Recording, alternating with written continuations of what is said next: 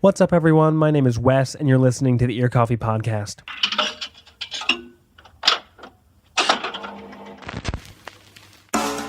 Today's episode, we were super excited to have our first in-person interview since March 14th of 2020. The members of the band Shush were kind enough to let me into their home to talk about their debut album, I Could Have Imagined Anything, which they released in early September. We talked about the band's songwriting, the joys of playing together, working with the label Kitchen Knife Blood Pact, and a whole lot more. Without further ado, here's my interview with Natalie, Grace, Colleen, and David of Shush on the Ear Coffee Podcast. So just to get things started, probably a good idea to do some introductions. So if you want to just say your name, your pronouns, and your role in Shush, we can get started from there. Cool. I'm Colleen. I use she, her pronouns, and I sing and play guitar. I'm Grace. I use she, her pronouns, and I am the drummer. I'm David, he, him, and I play the bass. I'm Natalie. I play the guitar and sing, and I use she or they. So I like to find where people first connected with music, because when I talk to them about their bands, because pretty much every musician has had a strong connection with music, even just as a listener for most of their life. So I'm curious, what were some of those formative experiences with music, either starting out on a different instrument or just the bands you learned to love when you were growing up? But love to just hear about some of those moments where you really just clicked with music and realized that it was something that was very special to you and that you would potentially end up want to play in front of audiences and be in a band one day. Sure. Okay, so I can start. So throughout my whole childhood, I played the violin. I played the violin for 10 years. So that was a huge part of my life. My whole childhood was just like playing and listening to classical music. And then in high school, I started teaching myself how to play the guitar, and then started playing in bands throughout college, and now I'm playing with these people. I've mostly been just a listener of music throughout my whole life. My family is very musical. My brothers both played instruments growing up, and then I played the violin very briefly, but more because I had to for school, so it wasn't very passion-driven. But my dad is a really avid record collector. So growing up, I just listened to a lot of old music and hits from the 1900s or very obscure 45s. And it was interesting to me, but it was very much like I was not a part of the music world. I felt like I just liked to listen to it. And I never thought it was something I could do until this past year. And it's been eye-opening, I suppose. Yeah, so I've been exposed to music from an early age. I remember my parents I used to play with Legos a lot in my room. My parents would bring a radio in there and turn on the oldies. And so that was kind of my earliest memories of listening. And then probably when I was around 5 or something, they got a really big CD player that could hold like hundreds of CDs. And I remember exploring music as a 5-year-old. And I remember when the Gorillaz album Dare came out, my parents copped that, I guess, and then they brought it home, and that really clicked with me. And so I was just 5-year-old me listening to Gorillaz alone, vibing on big the hell speakers, out, yeah. vibing out. Yeah. So that's kind of my most intense musical listening that really set me on a path, I think. Yeah, I took piano lessons for a couple years in elementary school and enjoyed it, but it was classical music and I didn't feel super connected to it. And then started playing the guitar, which was got me more excited about exploring different styles and starting to write music. And yeah, I know I've already told the story, but I got my first guitar when I went to the music store when I was probably 8 and saw a purple heart-shaped Daisy Rock guitar, which was just so beautiful and incredible. I still have it and love it, and we have a photo on our Shush Instagram if anyone wants to go see Very it. cute. Seems a lot smaller now that I'm bigger. We recreated the photo. Oh yeah, there are photos then and now, so you can check that out. So going beyond that, when did you first realize, just even internally, that you wanted to start playing, I guess, guitar-based music or what you might call indie rock, and just down the musical path that Shush would end up going on, beyond either growing up playing classical or just kind of playing a whole lot of genres or not playing at all? So I just want to hear a little bit about that moment, or if there was a time that really, again, clicked and set you on the next step of that path. Well, last summer I started listening to a podcast called No Dogs Pod. And No Dogs in Space is what it's called. But and they covered the creation of punk music throughout history in the UK and the US. And I never really understood what punk was before, and I still kind of don't, because it seems like everybody has their own idea of what it is to them, which is cool. But it made me realize that you don't really have to be super good at music to play it. And it's more just the feeling and having fun, and you don't have to be classically trained or have years of experience. So after listening to that podcast, I moved in with Natalie and Colleen, and they're both musicians and wanted to jam in our basement and needed a drummer. And because of COVID, we weren't having a lot of people over, of course. And so I said I would try and drum with them, knowing I wouldn't be any good at it because I've never played drums before, but I thought I would try because I was inspired by this podcast and listening to all these people from history who did not know instruments at all and then started a band and then just learned as they went and really blew up. And I just, anyone can do it. So I thought I would give it a shot. Yay! For me, I was in a band in middle school. We played some rock music and some like Sublime and like Kings of Leon and stuff. And I think I just did that because my friends were doing it and I wanted to like hang out with them. But once I did that, it kind of opened my eyes to what playing music together is like, and I really kind of developed an affinity for that. And then moving on through high school, I was mostly kind of making like electronic music.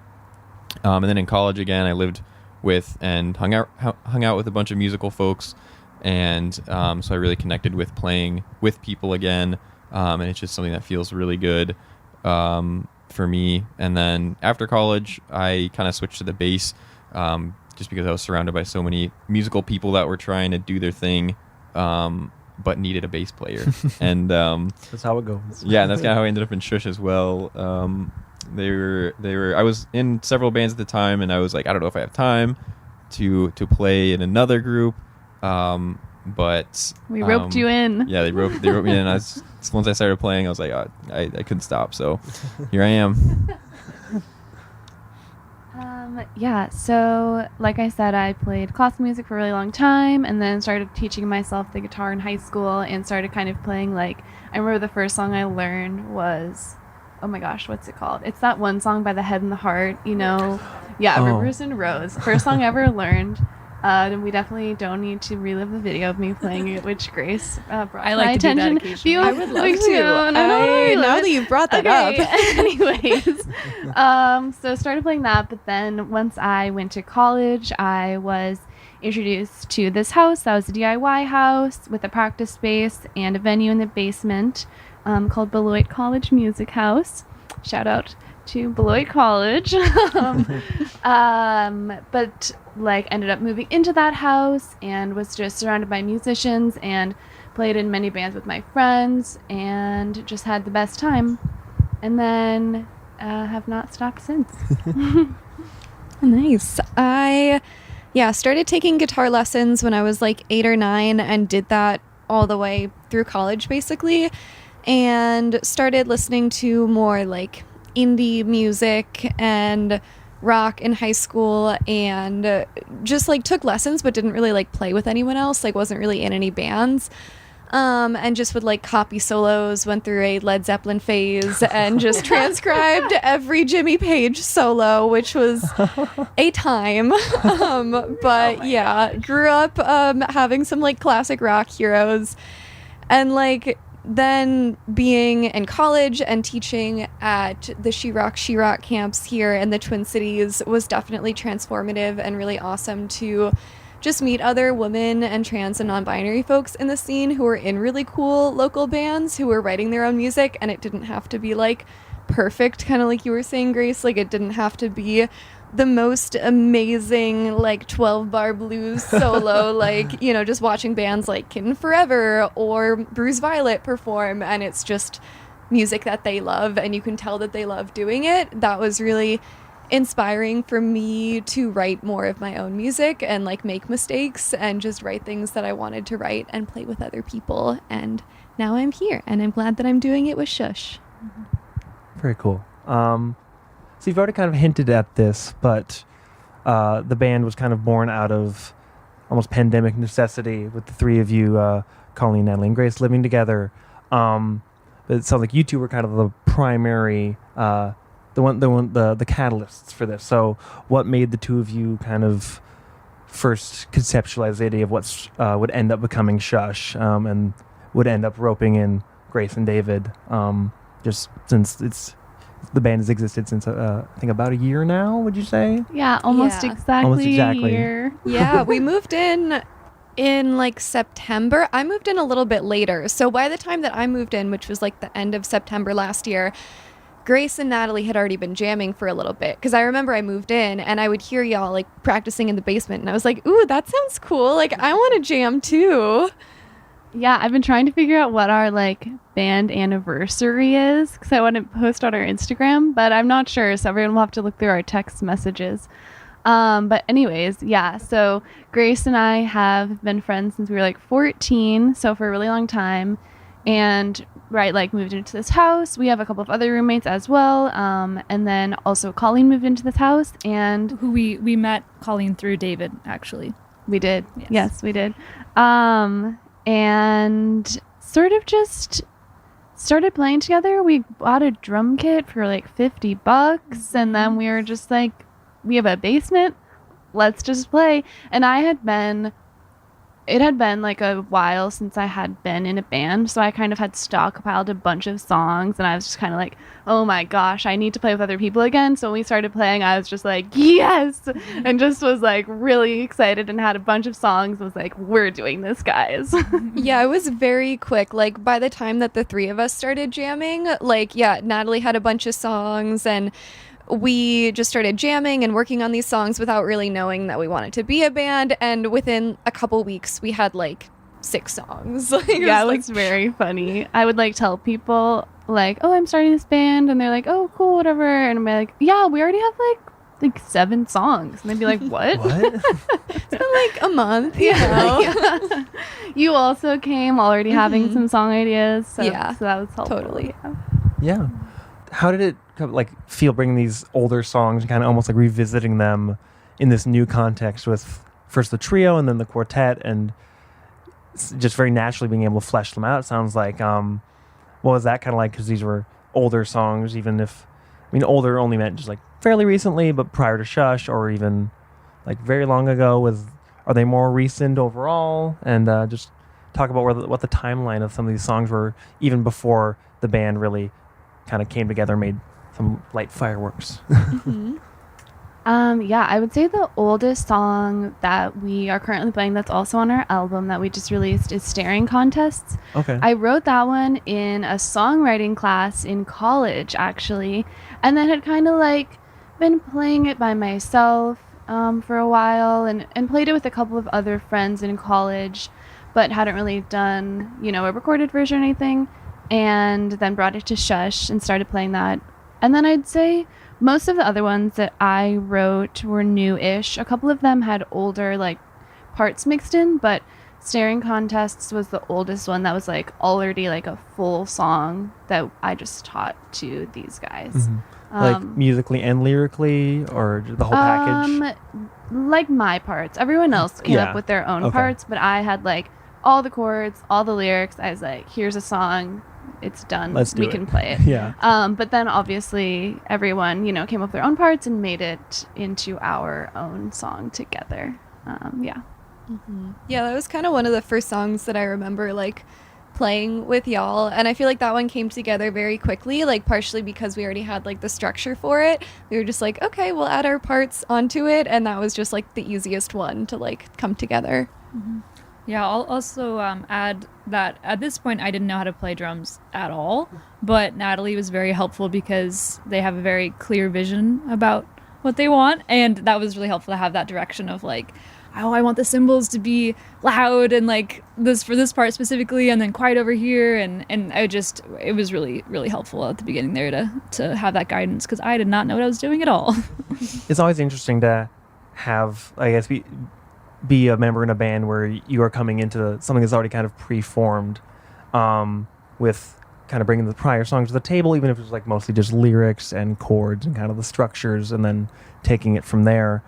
Do you find that kind of like once you've introduced that democratic element of the whole band, did the songs kind of start to change or grow, or did they still stay pretty faithful to their original formats, I guess, or the original ideas that you two, it sounds like, as songwriters had come up with whenever you first started working on these songs? Yeah, I definitely feel like they've changed over time. I mean, and a lot of them I wrote like while we had already been playing together, so most of them weren't already written before we had started. So those kind of, and some of them Colleen and I wrote together, some of them Colleen just wrote, but they sort of just formed and changed in ways as we all just played them together. Staring Contests specifically, again, was the main one that I brought that was like already a song, and it definitely changed from what it was. And I mean, again, before I was playing it with you guys, I was just playing it like alone, and it's such a different vibe, and we were trying to be like louder, obviously, than I am alone, and it definitely changed, and we made it faster also than it used to be. But yeah, again, the rest of them, at least the ones that I wrote, most of them were formed throughout our time together. Mm-hmm. Yeah, I feel like it kind of has depended on the songs. Some of them, like I wrote 2 songs on my own that ended up on the album, Unclench Your Jaw and Going Places and Doing Things. And Unclench Your Jaw, I definitely had like kind of the whole structure of the song mapped out and was kind of just like, here, let's do something with it, and like had made a demo for it before, so I had more like of an idea of what I wanted it to sound like. And then Going Places was a little bit more like, I have the structure, I have the chords and the lyrics, but I don't really know what I want for drums or bass, and let's figure it out. Yeah, just kind of not placing the onus on the other band members, because that's what you do when you're in a band, but just kind of letting them have the creative freedom to shape it as they will.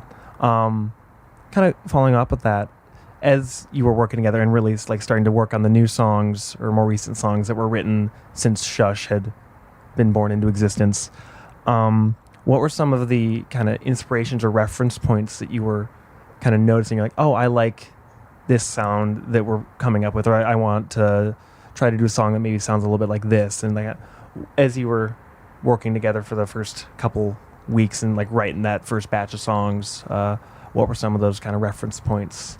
And I'm interested to see what all 4 of you have to say, just because you've all had very different musical journeys and probably approached the songs from very different perspectives. Mm-hmm. I feel like we started wanting to play more punk, but that didn't last very long, and it's become more indie rock. Too. Yeah. Mm-hmm. But I mean, because like I said, I had just been listening to a lot of punk music and was feeling inspired by it and wanted to do simple drum beats, and yeah, so we tried that a little bit. Yeah, I was going to say the same thing. I feel like when we started, we were like, yeah, we're going to be a punk band. And then, like, Colleen and I, just kind of the indie rock just started flowing, and we couldn't stop it.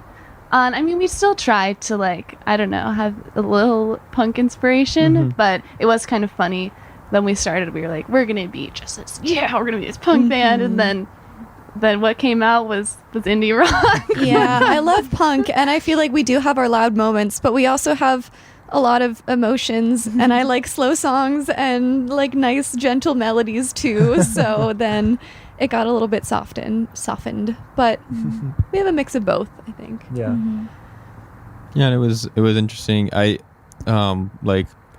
primarily listened to more like hip hop and jazz if I'm just like left to my own devices, and so a lot of the music that were kind of anchor points for the other 3 here I was less familiar with, but it was actually pretty cool because it was kind of like a little puzzle going into it and being like, what based on what I know, how can I like take this, how can I embellish this in a certain way, but I do have definitely like some indie roots in my like oldies listening and my middle school days, so that helped too.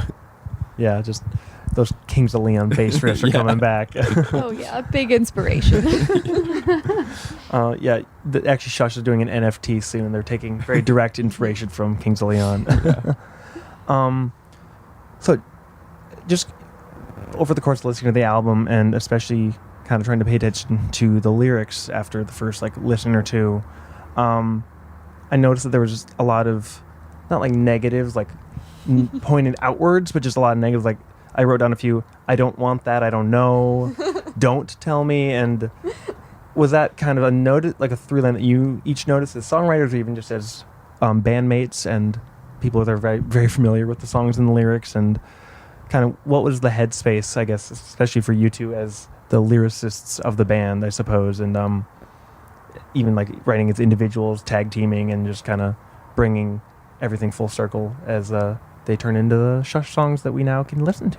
Mm-hmm. Yeah, we kind of have this ongoing joke that all of our songs are about physical illness, and yeah, that's definitely a theme. I feel like also we were writing these songs that throughout COVID. I also was just having a lot of weird health stuff going on, so I was just also I feel like a big theme for me, and I mean we talked about this for you too, but songwriting is such a good way to get things out. So a lot of times I'm feeling anxious about something, I'll write it into a song, and that helps kind of get it out for me. Yeah, therapeutic.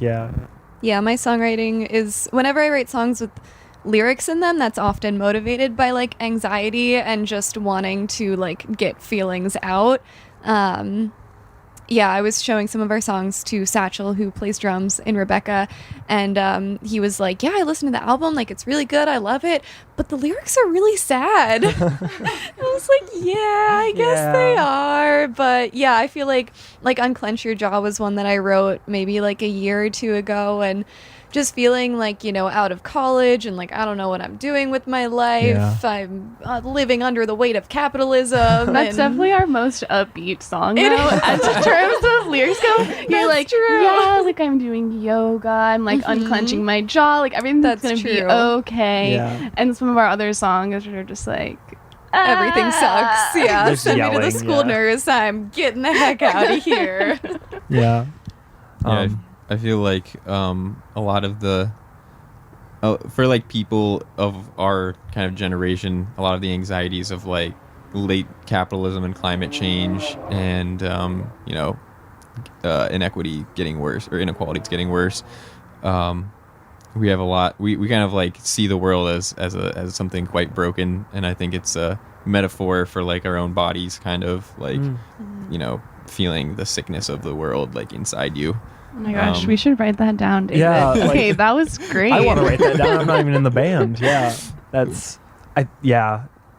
that kind of puts things into definitely a specific lens. Just kind of listening back, you're oh yeah, a little more existential, maybe. Yeah, because for sure, very relatable in a lot of those regards. Which I wish it wasn't relatable for any of us, but as you say, that's how it goes. Just kind of for 20-somethings, just trying to not die and save the planet and stuff. Yeah.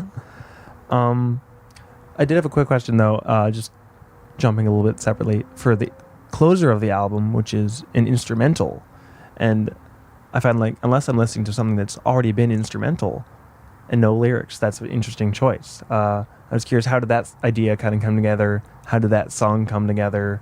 And just talk a little bit about that one.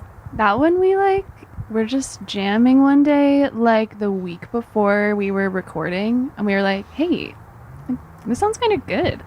And so literally we brought it to, Anita of Alien Book Club and Kitchen Knife Blood Pact is the one who recorded our album. She's amazing, so everyone should go record with her.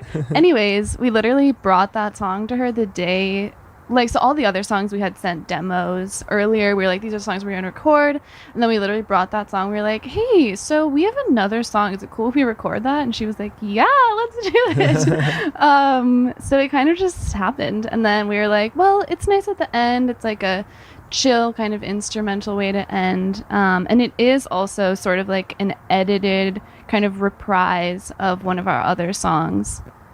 with sort of new parts. Oh, very cool. Yeah, and it kind of references Indigo Attachment, the Okay. song. So kind of the chorus of that comes back on Way Out Here, the instrumental one. Cool. Yeah.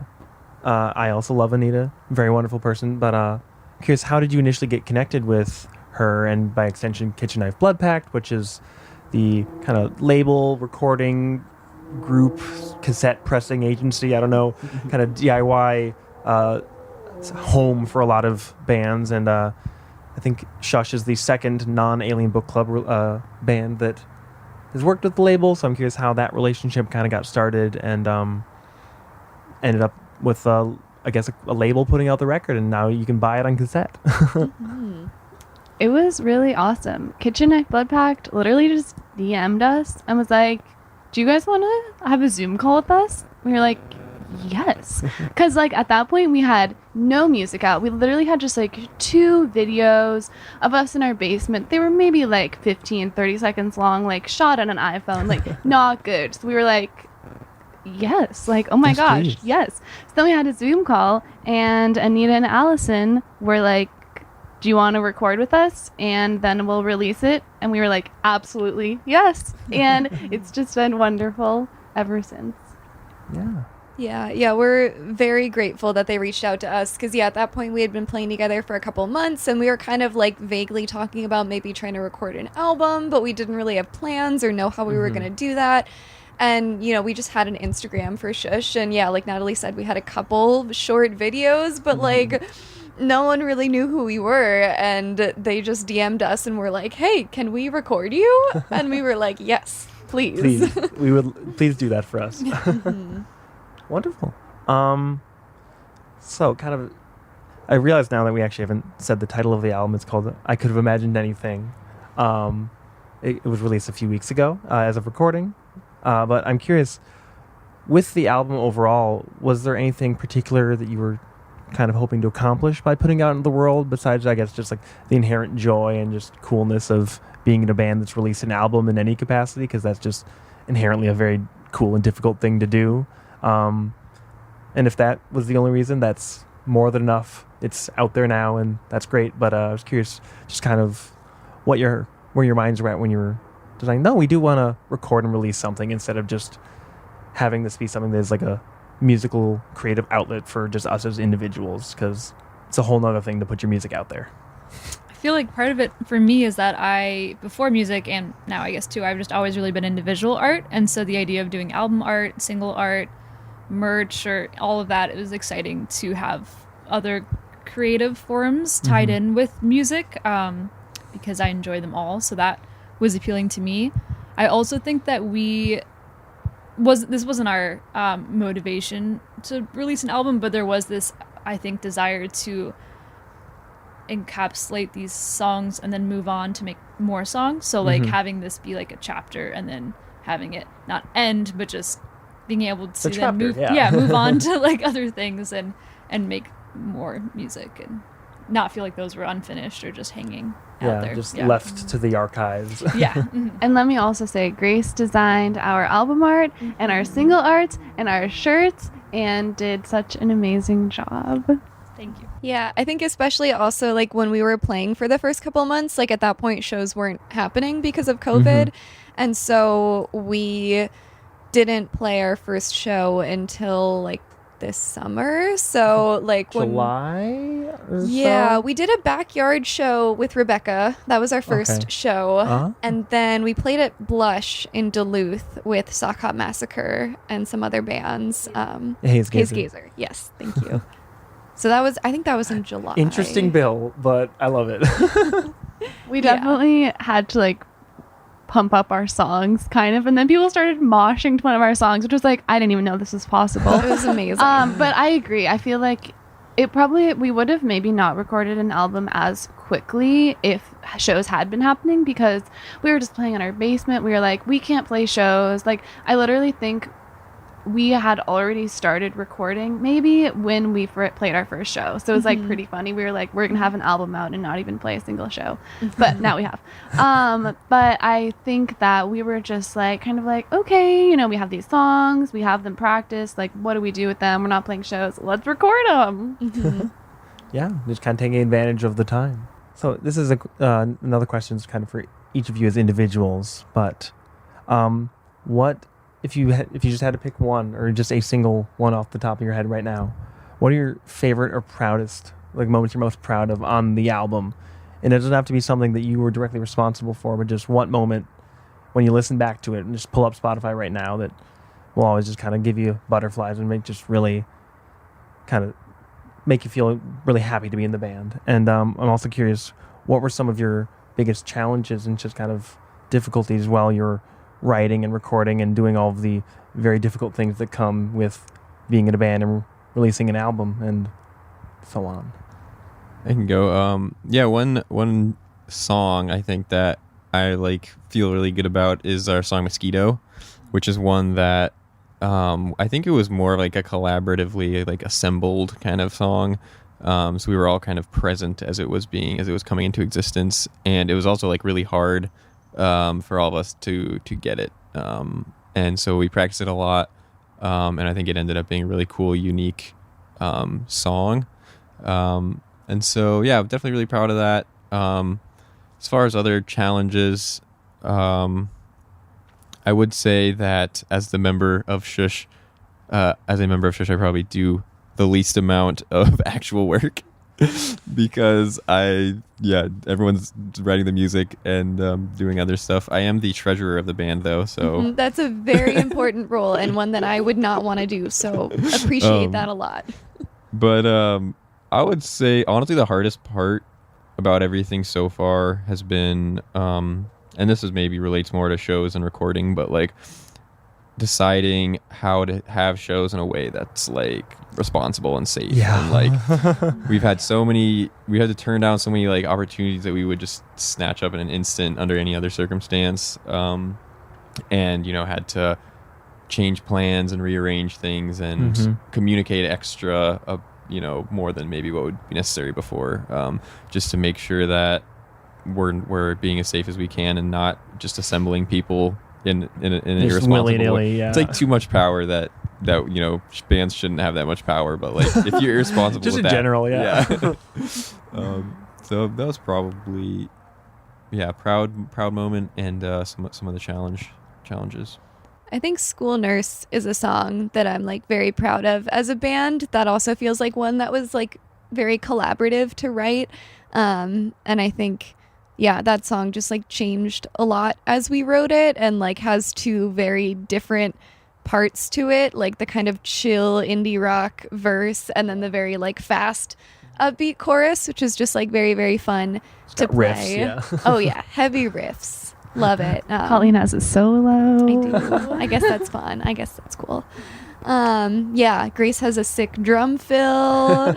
Yeah. So I feel like, that song really like showcases, like David has this really cool like slide right before the chorus. Would you say that's accurate? Yeah. Yes. 100%. So I feel like that song really like showcases like all of our individual and collective strengths as a band. So I like that one a lot.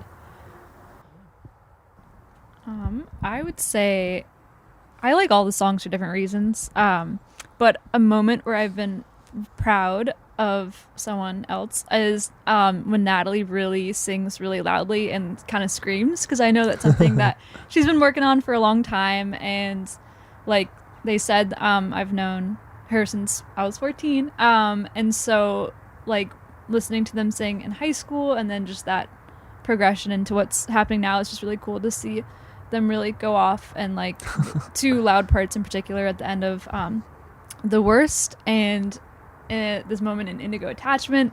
I love hearing it every time, just like you just screaming. It's really nice. So that's a moment that I'm proud of. Proud of Natalie for. And then challenges, for me, music is extremely challenging in a lot of ways because it's so new. It's all of it is just pushing me out of my comfort zone, trying to learn a new skill, but also how to collaborate with people in this really active way. Like I've done a lot of visual art collaborations, but it somehow felt more passive. This is like in the moment trying to compromise and flow together while jamming, and it's really has been really challenging for me, but in a really fulfilling way. So I'm really enjoying it, but I'm also really appreciative of my bandmates for being very supportive and understanding when I'm having trouble, because it's such a new thing. They're very accommodating and kind, and I'm really thankful for that. You're for their amazing. patience. You're doing so great. And honestly, I don't know how to talk about drums. Like anytime I'm like, oh, maybe we could do this thing, I'm like, then I don't know what all the drums are called. I don't know how to articulate this. hit So that like, one, maybe. Yeah, smash, you're doing smash. so great. Thanks. I think a song that I agree with David that I feel proud of is Mosquito. I also feel like I feel excited about that one because it is one of the most new ones on the album. So always the new songs are like the most exciting to me. But I think that one was really fun and different than the other songs in a different way. Like we have a whole section of it that's kind of just instrumental, and then we have this like louder instrumental part, which I was super excited about and I think is really fun. And let's see, challenges. The most challenging part is carrying all of our stuff around. Just kidding. But I do say that's the worst part of being a musician is carrying all your stuff around. Like trying to carry your amp down like stairs. Oh and just, God, yeah. Yeah. All the things that come with it. But I do agree that COVID has presented challenges in certain ways of like kind of feeling like such a desire to play shows, but scared and also not really wanting to harm others in any way by putting anyone in an unsafe, COVID situation. So that's just definitely been difficult to navigate, but I feel very grateful that we all live together and we practice in our basement. So even like throughout, lockdown last winter, we were still able to play because we were all just, in our germ bubble. We were like, let's just go downstairs. Yeah. No, that's encouraging to hear, because I think like yesterday or today I saw like a tweet where it was like some big act was touring and like they yelled COVID's over like during the show, like, and everyone's like, yeah, no.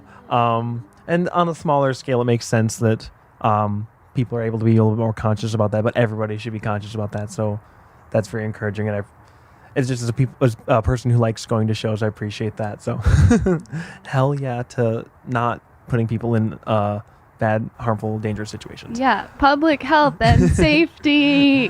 That's what I like. Yeah. Continuing to even talk about shows a little bit, since you've played at least a handful and have been able to like be a little more selective with that and just take extra levels of precaution. What have those experiences been like playing shows? Since, I mean, with those of you who were musicians before, there was like the cutoff in March where you had to stop playing shows, but with Shush, you didn't start until more recently, so it maybe felt like a little different, I suppose. So I just want to ask, what have those experiences been like, just getting ready to do them, and then getting to play Blush and 7th Street and even like any backyard or more distant shows. Just love to hear a little bit about that.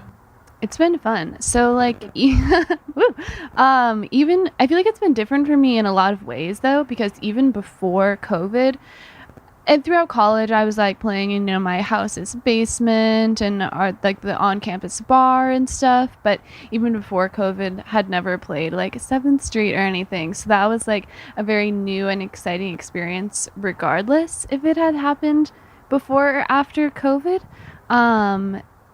And yeah, so that was like really exciting and fun and different than just playing in basements, which is also good. Yeah, we got to play with Alien Book Club. We've played with them a couple times now, and we love them and love seeing them.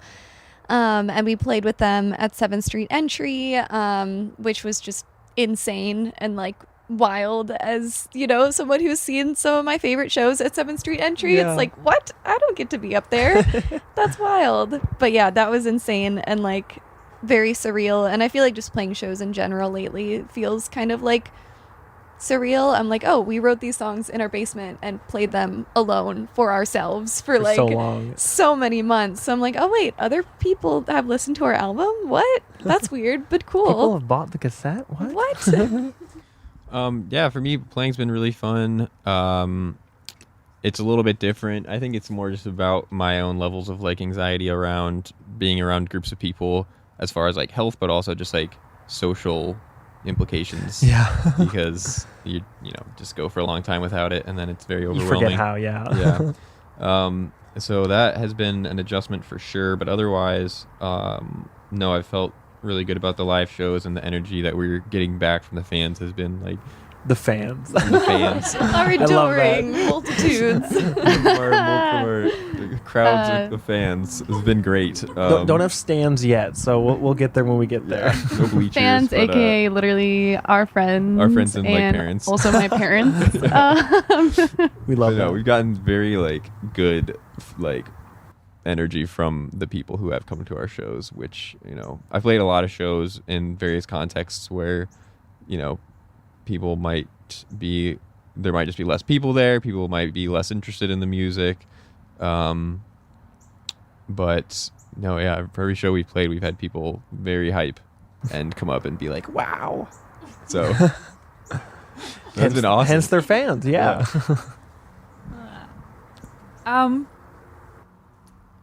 Well, yeah, when we first started jamming in the basement last fall, I didn't think we were ever going to play shows for some reason. I just didn't consider that would be a result of our actions at that time. And I think at that time, it kind of also, just going to jump in really quickly, it also kind of felt like shows were maybe never going to come back. So I also was like, maybe we'll never play a show, and that's fine. Yeah, but kind of anyway. like doom and gloom mindset. Right. Yeah, but go ahead. And to be really honest, had I known we were going to play shows, I maybe would not have. I lured both of you in.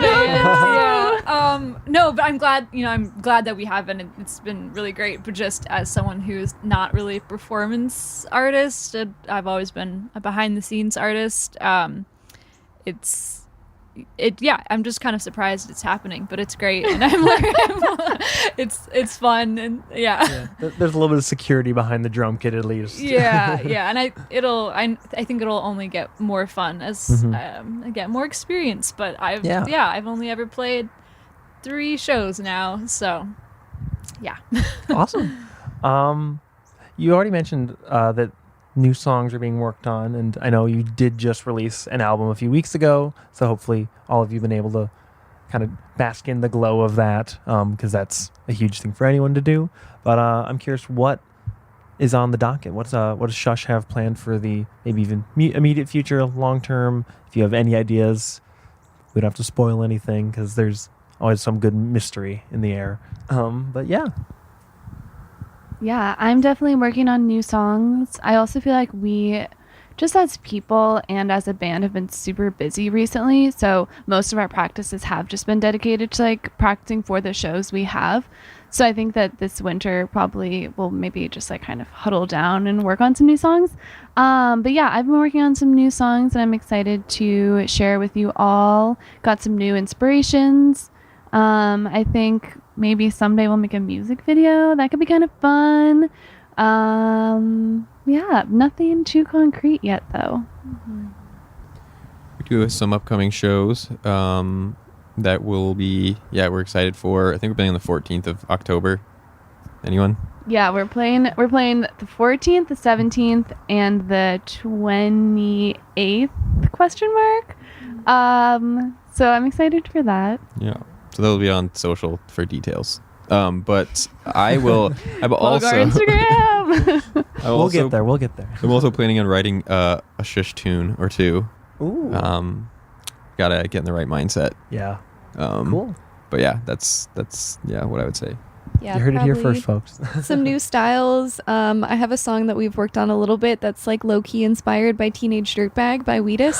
So I'm here excited. for it. We need to reappraise Teenage Dirtbag. We're also We are also working on a cover.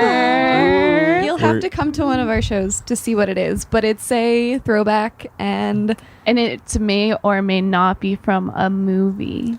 we're getting into the movie the songs for only in movies canon. So Yeah. is it? Oh no, I guess it's probably on like Spotify now. But Well, it was taken down, Oh. but so you can find it on YouTube, but not The on plot Spotify thickens. anymore. Creating like a puzzle for just me being I right here in know. the room. Yeah. I feel like it's a reference that many people our age would know, and it's a movie that I've seen like over a dozen times in my life. One of my faves. It's a song played by a band in a movie.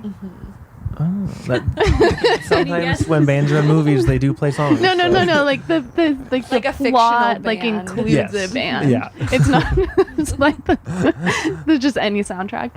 Anyways, though, It's so we're actually hoping All-Star to by Smash Mouth. also bust out some Halloween costumes to go along with the song at some point Ooh. this month. Exciting.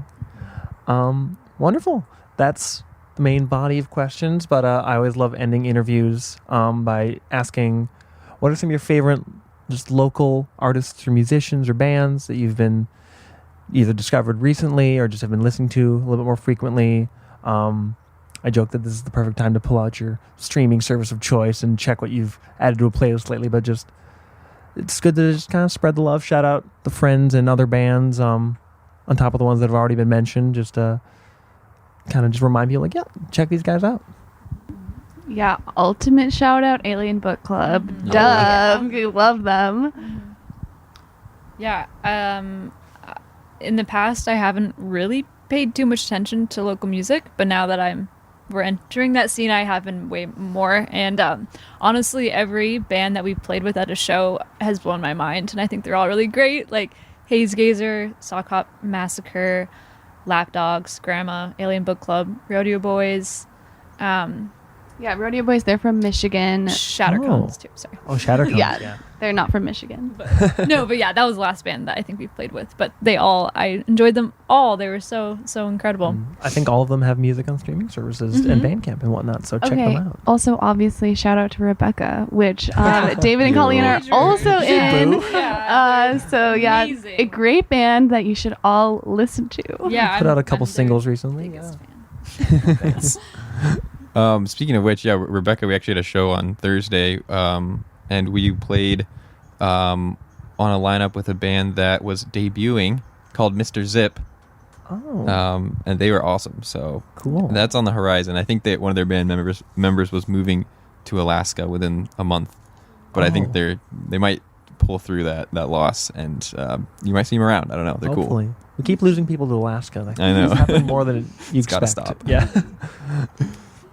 Yeah, Rebecca has a really exciting show coming up on, I don't know if this will be out by then, but next Thursday, September 30th, they have a show at the Bakken, and it's going to be really Like the cool. museum? Yeah. Ooh, Yeah. very exciting.